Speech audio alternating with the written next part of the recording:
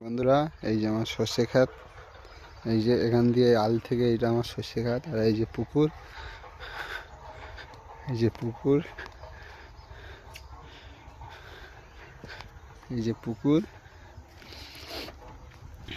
এখন সমস্যা হলো আমার এখানে এই যে জাল আছে, এই জালে একটা কুকুর বেঁধে গেছে। এই যে আমি তোমাদের দেখাচ্ছি, এই যে কুকুরের বাচ্চাটা এই জালে আটকে গেছে। এই যে একে এখন ছাড়িয়ে দেবো, ঠান্ডায় কাঁপাকাঁপি করে।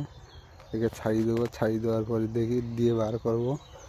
দেখি, এই যে তারে ছাড়িয়ে দিলাম, এই যে এখানে দিয়ে দিয়েছি। এখান দিয়ে বার হয়ে আসতে পারবে। এই যে বার হয়ে আসতে পারবে।